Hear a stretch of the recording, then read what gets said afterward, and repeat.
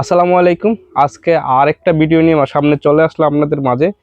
বিশেষ একটা ভিডিও, সেটা আসলে আপনাদের না জানাইলেই নয়। আমাদের মনা ভাই আমাদের প্রিয় মনা ভাই, সে আসলে শামীম হোসেন, আমরা মনা বলে থাকি। ওনার আসলে ভিডিওটা এক্সিলেন্ট একটা ভিডিও করে, এবং তার রিয়েক্টটা একটু ডিফারেন্ট, সবার থেকেই আলাদা কন্টেন্ট। উনি কোনোদিন কারো ঠেসা মারে বা কথা বলে না। উনি সবসময় যেটা বলে বাস্তব ভিত্তি করে কথা বলে। উনি আসলে বাস্তব ভিত্তিক কথা বলাটা আমি এজন্য বললাম, আপনারা হয়তো অনেকে তাকে পছন্দ করে, অনেকে তাকে পছন্দ করে না, এটা যার যার ব্যক্তিগত বিষয়। কিন্তু মনোবারে যে এই কন্টেন্টটা শুনেন, এটা দেখে আসলে সত্যি একটা কথা বলার মতো বা ভাষা বলার মতো একটা কথা উনি যেটা বলছেন, আপনারা শুনুন একটু।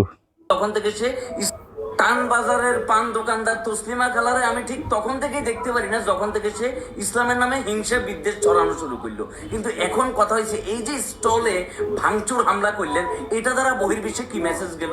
ঠান্ডা মাথায় চিন্তা করেন, আমাদের দেশকে এখন কিভাবে বাহিরের দেশের কাছে প্রেজেন্ট করা হইব।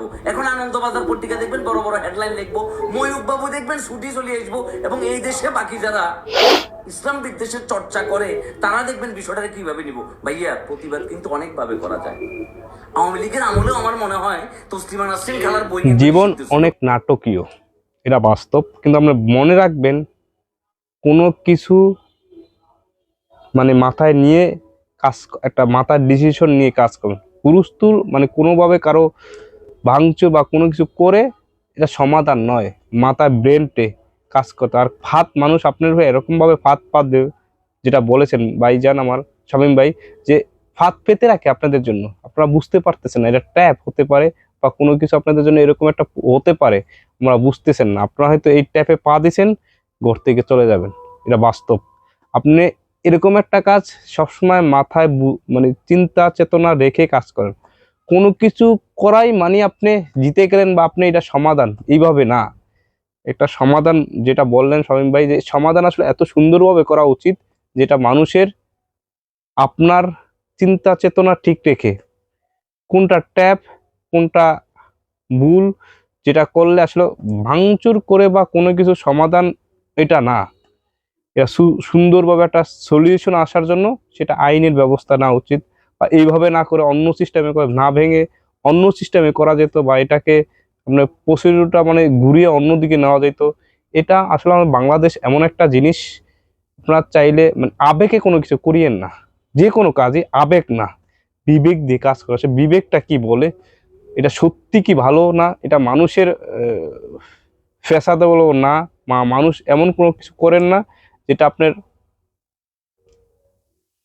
সমস্যা তৈরি হবে, এটা যেন না হয়। এটা আসলে তার কথাগুলো আমি একমত, যে মানুষ অনেক কিছু করে, অনেক কিছু সমস্যা পড়ে, তার সমস্যাগুলো সমাধান করার মতো টেকনিক বা কৌশল আপনার জানতে হবে। আপনার ব্রেন বা চিন্তা চেতনাটা ঠিক রাখতে হবে, যে এমন কিছু করিয়েন না যেটাতে সমাধান করা, বা আমরা কোনো কিছু কাছে গিয়ে আমরা এমনভাবে উপস্থাপনা না হয় যেটাতে আমাদের দেশের বদনাম বা দেশের ইয়াটাতে আমরা মিডিয়ায় আমরা যেন এরকম না হয়। এটা আসলে ভাবা উচিত আমাদের জন্য। আমরা সবসময় চাই ভালো কিছু, ভালো সমাধান। আমরা ভালো সমাধানের জন্য ভালো রাস্তায় ভালো ডিসিশন, চিন্তা চেতনা ঠিক রেখে কাজ করা উচিত, আমার মতামত। এবং শামীম ভাই যেটা বলে, এটা আমিও একমত। এটা করা উচিত আমাদের ক্ষেত্রে। আমরা এটা আসলে ভাবছি না, ভাবাটা প্রয়োজন। সবাই ভালো থাকবেন, সুস্থ থাকবেন।